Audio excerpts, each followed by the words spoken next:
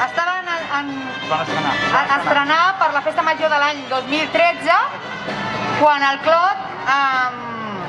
I diu la llegenda que fa molts anys, quan el Clot era anomenat el Clot de la Mel, les abelles ja compartien terres amb els Clotos i la Melis. Estan entrant totes, Aquí tenim ara els gegants del Clot, el Clotus i la Melis. Ara el gegant Clotus i la Melis es van fer l'any 1996.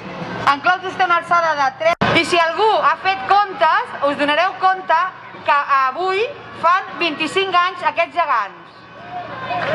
Felicitats, Clotus, felicitats, Melis. També ha arribat el gegantó Martí, que és l'aprenent de mag, és el seu fill, del Clotus i la Melis. I medeix 2,5 metres i pesa uns 30 quilos. I va néixer l'any 2000. Vinga, ens acompanyen també els gegants de la colla de Sant Josep de Calassans.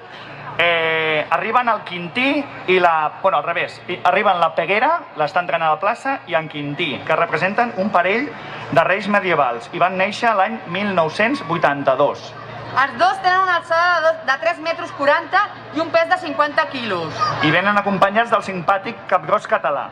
I a més, aquest any els gegants estrenen nous cavallets, nous complements i també han restaurat el seu maquillatge. De 2,5 metres i de 15 quilos de pes. Representa, com podeu veure, el seu cap. Heu de deixar pas encara una mica, sisplau. Representa totes les diferents cultures del món, les diferents ètnies. És a dir, que el Raimundi som tots i totes. Va ser dissenyat per un exalumne de l'escola el 2003.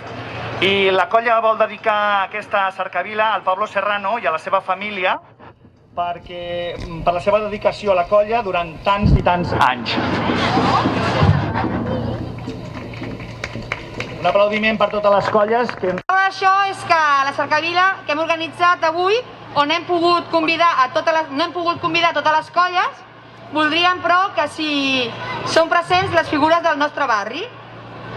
Les colles que ens representen avui ja veieu quines són gegants del Clot, gegants de Sant Josep de Calassans i Escola Virolai.